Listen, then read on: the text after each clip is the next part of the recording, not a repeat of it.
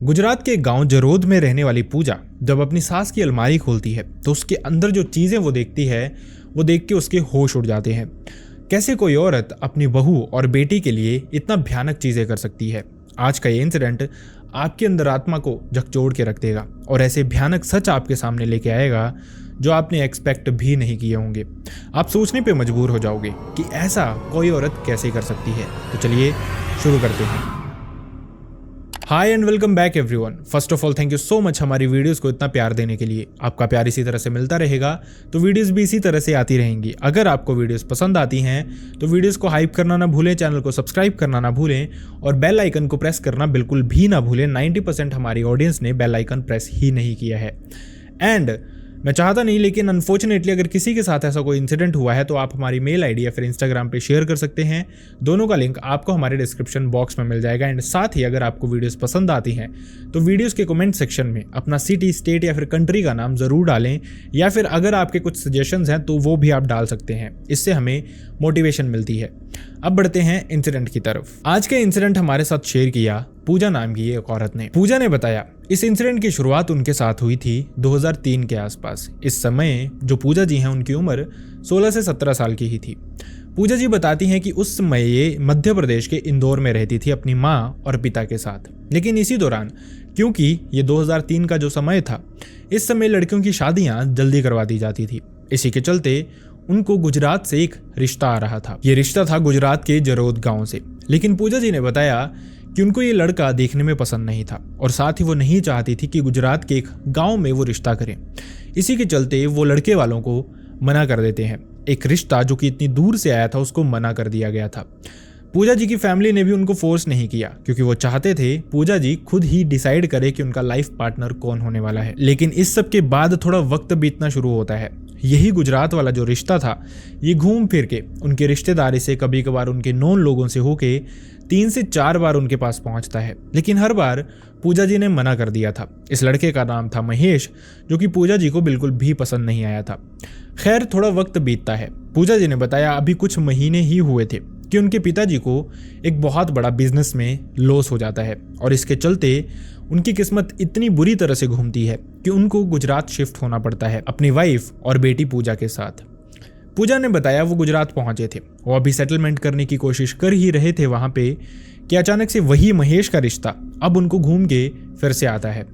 अब क्योंकि वो उनके पास ही आ चुके थे तो लड़के वालों को लग रहा था शायद पूजा जी इस रिश्ते को एक्सेप्ट कर लेंगी, लेकिन ऐसा नहीं होता है।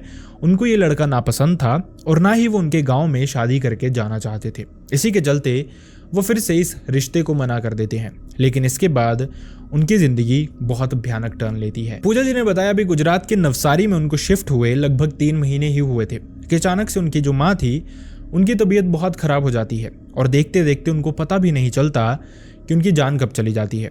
लेकिन जब उनकी माँ की तबीयत खराब हुई थी और जब उनकी जान गई थी, इसके बीच में ये रिश्ता फिर से उनकी माँ के पास आया था कि अपनी बेटी की शादी हमारे बेटे से करवा दो। पूजा जी की माँ ने उनसे फिर से पूछा, लेकिन पूजा जी ने मना किया, जिसके चलते आगे बात इसी तरह से गई। लेकिन जैसे ही पूजा जी की माँ की डेथ हो जाती है उसके बाद ही ये जो लड़के वाले थे इनकी तरफ से कुछ लोग आते हैं और वो बहुत भयानक कहानी, बहुत अजीब सी अपनी बनाई हुई कहानी पूजा जी के पिता को सुनाते हैं। पूजा ने बताया जो उनके पिता थे वो बहुत दुखी थे अपनी वाइफ के जाने के बाद। पूजा जी भी दुखी थी, लेकिन वो बहुत ज़्यादा दुखी थे क्योंकि उनका लाइफ पार्टनर जिसके साथ वो अभी काफ़ी साल बिताना चाहते थे वो इस दुनिया से चला गया था। वो जानते थे कि उनके बुढ़ापे में वही उनका सहारा थी। इसी के चलते उन्होंने ड्रिंक करना शुरू कर दिया था और वो मेंटली बहुत ज़्यादा अनस्टेबल हो गए थे। लेकिन उनकी माँ की डेथ के बाद लड़के वालों की तरफ से कुछ लोग आते हैं और वो पूजा के पिता को कहते हैं कि पूजा की जो माँ थी उन्होंने मरने से पहले हमसे वादा किया था कि वो पूजा की शादी हमारे बेटे से ही करवाएंगे। पूजा जानती थी कि ये बात झूठ है, ऐसा उनकी माँ ने नहीं कहा था। लेकिन अब क्योंकि पूजा के जो पिता थे वो बहुत ड्रिंक करना शुरू कर चुके थे, इसी के चलते उनको पता नहीं लगता था सही और गलत क्या है। उनको यही लग रहा था कि ये उनकी पत्नी की आखिरी इच्छा थी। इसी के चलते वो पूजा को फोर्स करना शुरू कर देते हैं शादी के लिए।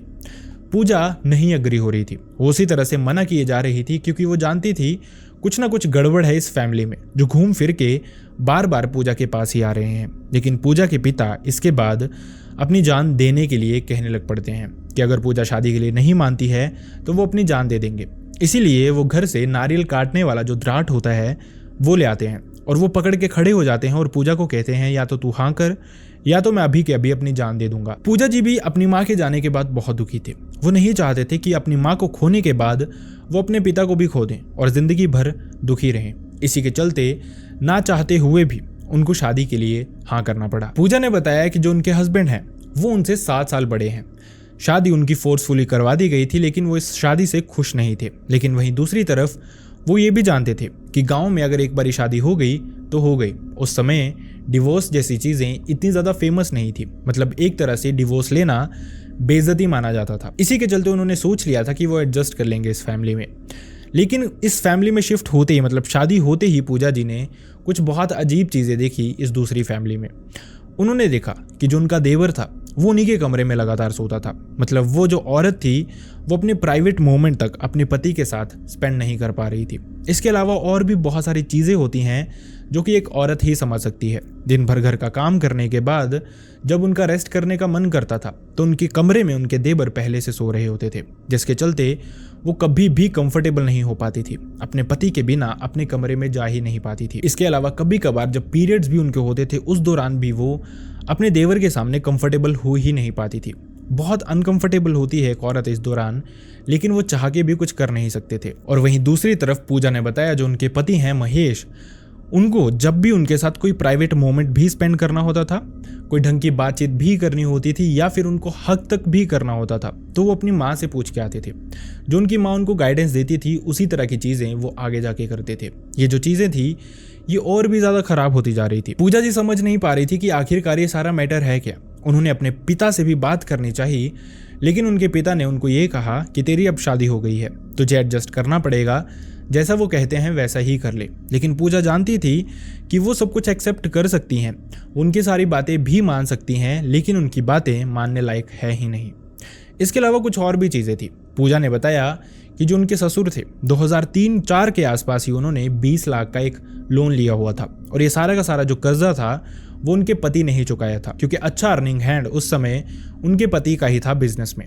इसी के चलते वो ये सारा कर्जा उठा देते हैं। लेकिन जैसे वो अपने पिता का कर्जा उठाते हैं, उनका जो छोटा भाई था यानी कि जो देवर उनके अपने ही कमरे में सोता था, उसने भी इसी तरह से कर्जा लिया हुआ था, क्योंकि उसको बहुत सारी बुरी आदतें थी। इसी के चलते उसने लोगों से उधारी ली हुई थी और पूजा जी ने बताया महेश ही ये कर्जा भी उतार रहे थे। पूजा जी उनको समझाने की कोशिश करती हैं, जो कि काफ़ी हद तक जायज़ बात थी। वो उनको कहती हैं कि पिता का आपने सारा कर्जा उतारा, ये आपका कर्म था, ये आपका धर्म था, आपको ही ये करना चाहिए था, आपका फ़र्ज़ था ये। लेकिन वहीं दूसरी तरफ जो उनके देवर हैं उनको अपना कर्जा खुद उतारना चाहिए। वो खुद कमा सकते हैं, इतने बड़े हैं और वो अपना कर्जा खुद उतार सकते हैं। लेकिन पूजा ने यहाँ पे बताया उनको समझ नहीं आया कि उनके पति को एकदम से हुआ क्या। ऐसा लगा कि जैसे वो पोजेस्ड हो गए हों, ऐसा लगा जैसे उनके अंदर कोई और ही चीज़ आ गई हो और उन्होंने बहुत बुरी तरह से पूजा को पीटना शुरू कर दिया। इतना पीटा उन्होंने पूजा को कि अगले 5 से 6 दिन पूजा बेहोश ही रही। ये पहला ऐसा ट्रॉमा था जो कि पूजा जी झेल नहीं पा रही थी। उन्होंने फिर से अपने पिता को बताया, लेकिन पिता फिर उनको वही कहते हैं कि जैसे भी हैं अब वही तेरी फैमिली है, एडजस्ट करना सीखो, सब ठीक हो जाएगा। पूजा अब इस सबसे बहुत परेशान हो चुकी थी। थक हार के वो अपनी सास के पास जाती है और उनको कहती है कि आपका बेटा इस तरह से बिहेव कर रहा है, आखिरकार बात क्या है और क्यों वो इतना उसको हरास कर रहा है। पूजा की सास उसको ये कहती है क्योंकि तेरे घर पे कोई बच्चा नहीं आया है, जैसे बच्चा आएगा सब कुछ ठीक हो जाएगा, महेश भी सुधर जाएगा। शायद जब तक बच्चा नहीं आ रहा है इसी चीज़ की फ्रस्ट्रेशन उसको है। पूजा जी ने बताया वो बहुत स्ट्रेस्ड रहती थी शादी के बाद से ही, बहुत प्रॉब्लम्स थी जिस वजह से मेंटली वो स्टेबल नहीं हो पा रही थी और इसी के चलते उनके घर पे कोई बच्चा नहीं हो रहा था। लेकिन इस सब के बाद उन्होंने मेंटल स्टेबिलिटी ढूंढी, अपने आप को शांत रखना शुरू किया और 2005 में फाइनली उनके घर एक बेटी जन्म लेती है। लेकिन भयानक और अजीब बात ये थी कि घर पे बेटी तो आ गई थी, लेकिन फिर भी जो महेश जी थे उनका नेचर बदला नहीं था। इनफैक्ट पूजा जी ने यह भी बताया कि इस सब के दौरान उनको घर से कभी कभार कुछ अजीब सी आवाज़ें सुनाई देती थी। कभी कभार ऐसा लगता था कि कुछ अजीब से जानवरों की आवाज़ उनके घर से आ रही है। कभी कभार उनको एक अजीब सी प्रेजेंस भी फील होती थी अपने सराउंडिंग।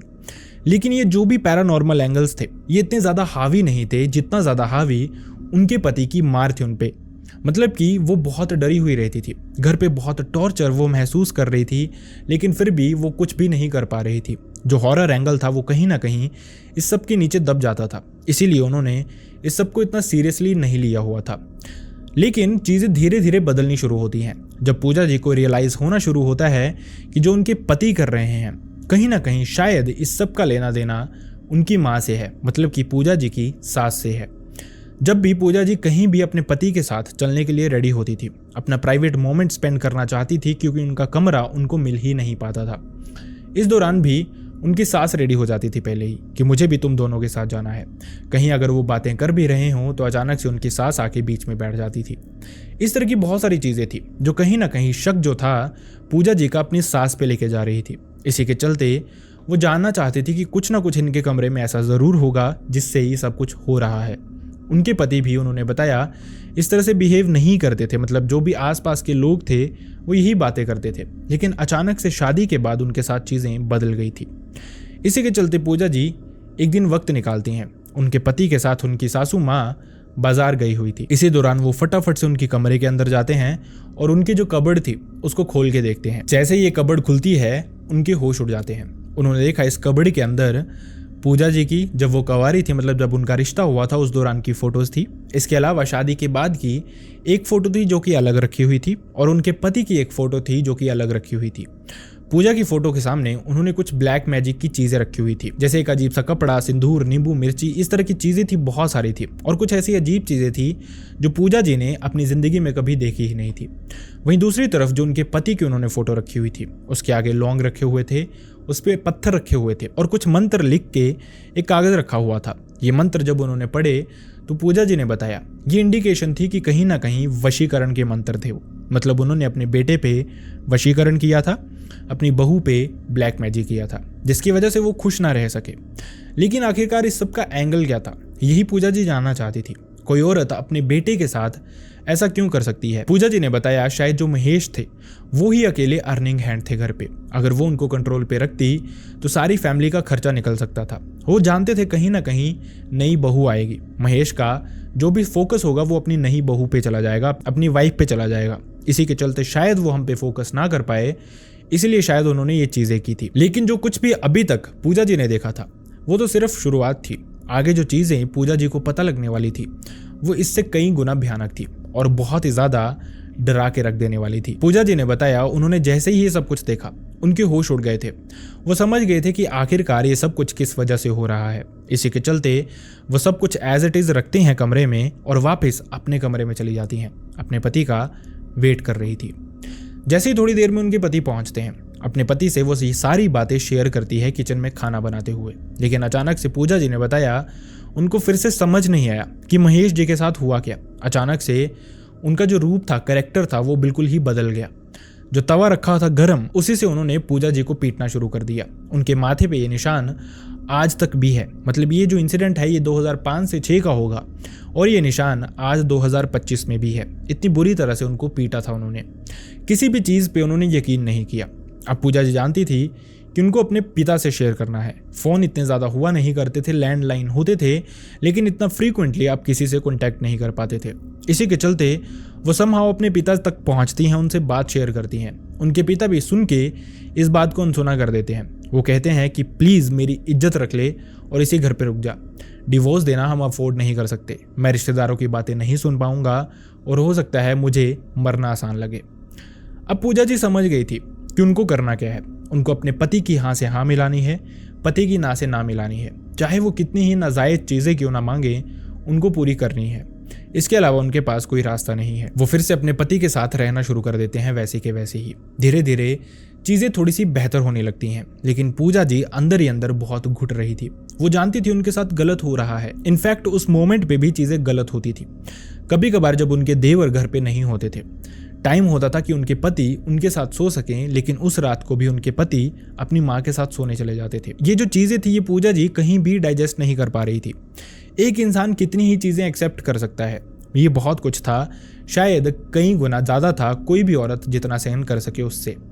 पूजा जी नहीं जानती थी उनको करना क्या है, लेकिन जैसे तैसे वो सिर्फ दिन काट रही थी। 2006 में पूजा जी फिर से प्रेग्नेंट होती हैं, लेकिन उनकी जो सास थी ये बच्चा उनको रखने ही नहीं देती हैं। क्या रीज़न था उनको पता ही नहीं। शायद उनकी कोई ब्लैक मैजिक की विधि होगी, या फिर जो बाबाओं के पास, मतलब हिंदू मुस्लिम जिन भी बाबाओं के पास उसकी सास जाया करती थी, उन्होंने उसको कुछ बताया हो जिसकी वजह से उनको ये बच्चा गिराना पड़ा। पूजा जी ये चीज़ें एक्सेप्ट नहीं कर पा रही थी। टाइम तो बीत रहा था, उनको लग रहा था शायद चीज़ें नॉर्मल है, लेकिन अंदर ही अंदर वो बहुत घुट रही थी। पूजा जी ने बताया अब चीज़ें यहाँ पे नॉर्मल हो चुकी थी एक तरह से, मतलब कि महेश को लगता था कि अब पूजा उसको छोड़ के कहीं नहीं जा सकती। इसी के चलते 2007 में, मतलब 2007 के एंड में पूजा जी फिर से प्रेग्नेंट होती हैं। इस बार वो बच्चों को इस दुनिया में आने देना चाहते थे। इससे पहले भी पूजा जी माँ बन चुकी थी और महेश भी उनके कंट्रोल में आ चुके थे काफ़ी हद तक। कंट्रोल इन द सेंस कि उन्होंने महेश जी को कॉन्फिडेंस में ले लिया था। इसी के चलते महेश उनके साथ 2007 के एंड में कुछ चीज़ें शेयर करते हैं। वो उनको बताते हैं कि अब तू कहीं नहीं जा सकती, तेरी शादी हो गई है, तेरा बच्चा भी हो गया है और तू मुझे छोड़ के नहीं जाएगी, तो मैं तुझे कुछ बातें बताता हूँ। क्योंकि महेश को पूजा जी ने कॉन्फिडेंस में ले लिया था। महेश ने पूजा को बताया कि 2003 में जब मेरी तुम्हारी शादी नहीं हुई थी, इससे पहले आसपास की बहुत सारी लड़कियों को अप्रोच किया गया मेरी फैमिली की तरफ से, लेकिन हर एक फैमिली मना कर देती थी क्योंकि मैं देखने में गुड लुकिंग नहीं था।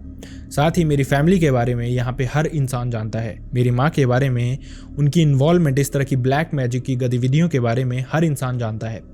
इसी वजह से मेरी शादी नहीं हो रही थी और इसी के बाद हमारे पास सिर्फ एक तुम ही होप बची थी, तुम ही हमारा लास्ट ऑप्शन थी। इसी के चलते बार बार तुम्हें रिश्ता भेजा जा रहा था, लेकिन जब बात नहीं बनती है तो मेरी माँ कुछ तांत्रिकों के पास जाना शुरू करती है, जिसके बाद वो एक मुस्लिम तांत्रिक के पास जाती हैं और वो उनको बताता है कि जब पूजा की माँ की डेथ हुई थी उस दौरान अपनी फैमिली से कुछ लोग भेजो जो कि वहां पे जाके इस तरह की बातें करें। पूजा को मानना पड़ेगा और महेश के साथ ही पूजा की शादी होगी। इवेंचुअली वैसा हुआ भी था। अब पूजा को ये बातें और खराब लग रही थी कि सबके तार और भी पीछे से जुड़े हुए थे, लेकिन क्या यहीं पे चीजें खत्म हो रही थी या फिर इससे भी कुछ भयानक था जो अभी पूजा जी को पता चलना था। पूजा जी ये सुनने के बाद इस फैमिली में टिकने के लिए बिल्कुल भी रेडी नहीं थी। पूजा जी चाहती थी किसी भी हालत में महेश को डिवोर्स देना, वो यही बोलती रहती थी बार बार, हालांकि उनके पेट में बच्चा था। लेकिन इस सब के बाद भी पूजा जी के पति ने, देवर ने, सास ने, ननद ने उनको इतना परेशान करना शुरू कर दिया था कि वो मेंटली भी टूट चुकी थी और कुछ पैरानॉर्मल चीजें भी उनके साथ हो रही थी जिसकी वजह से वो फिजिकली बहुत ही ज्यादा परेशान होती थी। उन्होंने बताया कि इस प्रेगनेंसी के दौरान उनकी ब्लीडिंग रुक ही नहीं रही थी, मतलब कि वो इतना परेशान थी, मेंटली स्ट्रेस्ड थी कि ये ब्लीडिंग कंटिन्यूसली हुई जा रही थी। इसी के चलते गुजरात के ही ठाकुरबाई जमुनाबाई दवाखाना में वो दवाई लेने जाती रहती थी। इस हॉस्पिटल में काफी टाइम एडमिट रहती थी, लेकिन कोई भी फैमिली मेंबर उनके साथ जाता ही नहीं था। इस प्रेगनेंसी के बाद औरत को रिकवर करने के लिए कुछ महीने लगते हैं, इनको रिकवर करने के लिए 3 साल लगे। अकेली ही हॉस्पिटल जाती थी, ब्लीडिंग हो रही होती थी, लेकिन जैसे तैसे अपनी जिंदगी में इन्होंने एडजस्ट किया। अब इसके बाद इन्होंने फोर्स करना शुरू कर दिया अपने पति को, क्योंकि डिवोर्स की बात नहीं बन रही थी। ना महेश उनको डिवोर्स दे रहे थे और ना ही उनके पिता चाहते थे कि वो अपने पति से डिवोर्स ले। इसी के चलते उन्होंने एडजस्ट करना शुरू किया, लेकिन अपने पति का सर खाना शुरू कर दिया कि हमें अलग शिफ्ट होना है, हमें अलग शिफ्ट होना है। इसी के चलते 2008-9 में उनकी चलती है और महेश उनके साथ वडोदरा शिफ्ट हो जाते हैं। लेकिन पीछे से कुछ और भी अजीब चीजें होनी शुरू हो जाती हैं। जो महेश की माँ थी, उन्होंने महेश के सिग्नेचर ले लिए थे, मतलब उनको पावर ऑफ अटर्नी से हटा दिया गया था। जो भी उनकी प्रॉपर्टी थी उसको उन्होंने बेचना शुरू कर दिया था। जब महेश को पता चला कि ऐसा हो रहा है, मेरी माँ सारी की सारी प्रॉपर्टी मेरे छोटे भाई के नाम दे रही है, तब उन्होंने इस चीज़ के अगेंस्ट आवाज़ उठानी शुरू की। लेकिन उनकी माँ ने उनके अगेंस्ट ही कुछ गुंडे भेजे कि अगर तू आएगा, तुझे प्रॉपर्टी चाहिए होगी तो तुझे अभी के अभी काट देंगे। इसी के बाद महेश की आंखें खुलती हैं और महेश जो बची चीज़ें थी वो भी पूजा के साथ शेयर करते हैं। उन्होंने बताया कि पूजा के साथ शुरू से ही जो कुछ भी होना शुरू हुआ था वो उन्होंने करवाया था। इनफैक्ट वडोदरा की उन्होंने हर वो जगह दिखाई जहाँ जहाँ पे वो अपनी माँ के साथ जाते थे, मतलब किसी अच्छे बाबा के पास नहीं, कुछ बुरे लोगों के पास जो कि किसी का बुरा करने के लिए ब्लैक मैजिक करते थे, जिनके पास जिन होते थे, भूत होते थे, और जो लड़कियों के पीरियड्स में यूज होने वाला जो कपड़ा था उसको लेके उन पे ब्लैक मैजिक किया करते थे। इनफैक्ट उन्होंने ये भी बताया कि जब महेश और पूजा इंटीमेट हुआ करते थे, उसके बाद जो कपड़ा वो उन्होंने पहना होता था वो अपनी माँ के पास देते थे और उस कपड़े से भी ब्लैक मैजिक करवाया जाता था। इससे पहले भी जब पूजा शादी के लिए नहीं मान रही थी तो उस दौरान भी जो उसके पिता का लॉस हुआ था वो भी ब्लैक मैजिक की वजह से हुआ था, जो उसकी माँ ने किया था, जिस वजह से उनको गुजरात में शिफ्ट होना पड़े। गुजरात में शिफ्ट होने के बाद जब वो लड़की फिर से नहीं मान रही थी तो पूजा जी की माँ की जो मौत हुई वो भी इसी ब्लैक मैजिक की वजह से हुई, और उसके बाद भी ये ब्लैक मैजिक उनका पीछा नहीं छोड़ रहा था। इस हद तक उन पे चढ़ गया था कि इसी तरह के जो मुस्लिम बाबा था, मैंने बताया आपको, उसने उनको भेजा था ये कहे के कि आप ये बातें कहना उनके घर पे उनके पिता से। उनके पिता पे भी वशीकरण करवाया गया था, जिसकी वजह से वो अपनी जान तक देने के लिए रेडी हो गए थे कि पूजा की शादी महेश से हो, और वही सब कुछ हुआ था। मतलब कि महेश की माँ ने इतनी पीछे से ये चीज़ें शुरू की थी, क्योंकि वो जानते थे कहीं ना कहीं अपने गांव की कोई भी लड़की उनसे शादी नहीं करेगी। इसीलिए उन्होंने दूर की लड़की ढूंढी जो उनको पसंद भी आई और उसके बाद उसकी फैमिली पे उन्होंने ब्लैक मैजिक करवाना शुरू कर दिया। पूजा जी के पिता का बिजनेस खराब करवाया, उनकी माँ की जान गई और उन्होंने 10 से 12 साल बहुत कुछ झेला। पूजा जी ने बताया वडोदरा में शिफ्ट होने के बाद उन्होंने माता की पूजा रेगुलरली शुरू की, अपने दम पे सब कुछ करना शुरू किया और अब जैसे तैसे वो रिकवर कर रहे हैं। हालांकि ये जो चीज़ें हैं, ये जो भूत प्रेत जिन अगर एक बारी किसी पे लग जाएं तो वो उसको इतना इजीली नहीं छोड़ते, लेकिन जैसे तैसे वो रिकवर कर रहे हैं, पहले से बहुत बेहतर हैं। And at the end of the day उनके पति उनके साथ हैं, उनके हर अच्छे और बुरे में। पूजा जी ने बताया जैसे तैसे थोड़ा वक्त लगेगा लेकिन वो रिकवर कर लेंगे। लेकिन सबसे बड़ी बात यह है कि वो अपनी उस फैमिली से अलग हो गए जिन्होंने उनका जीना खराब किया हुआ था। तो दोस्तों इस तरह के भी कुछ इंसिडेंट्स होते हैं जहाँ पे एक माँ अपने बेटे पे वशीकरण भी करवा सकती है, इस चीज़ के लिए कि वो उनको पालता रहे, अपनी बीबी की बातें ना सुने और जो मैं कहूँ वही करे। इससे भयानक ऐसी भी माँ होती है, ये कोई सोच भी नहीं सकता। आई रियली होप आपको हमारे इंसिडेंट्स पसंद आते हों। आई रियली होप आपको हमारे इन वीडियोस से कुछ सीखने का मौका भी मिलता है। अगर आपको हमारी वीडियोस अच्छी लगती हैं, अगर आप चाहते हैं हम इसी तरह से वीडियोस बनाते रहें, तो वीडियोस को लाइक करना ना भूलें, चैनल को सब्सक्राइब करना ना भूलें और कमेंट सेक्शन में कुछ ना कुछ कमेंट ज़रूर करें। अगर आप चाहते हैं हम किन्हीं चीज़ों में इंप्रूव करें तो आप वो भी कमेंट सेक्शन में बता सकते हैं। एंड मैं चाहता नहीं, लेकिन अनफॉर्चुनेटली अगर किसी के साथ भी इस तरह का कोई भी इंसिडेंट हुआ है जो आप चाहते हैं मैं यहाँ पे नरेट करूँ, लोगों तक पहुँचाऊँ, जिससे लोगों को कुछ सीखने का मौका मिले, तो आप हमारी मेल आईडी या फिर इंस्टाग्राम पे शेयर कर सकते हैं। दोनों का लिंक आपको हमारे डिस्क्रिप्शन बॉक्स में मिल जाएगा। So see you next time in next video. Bye bye.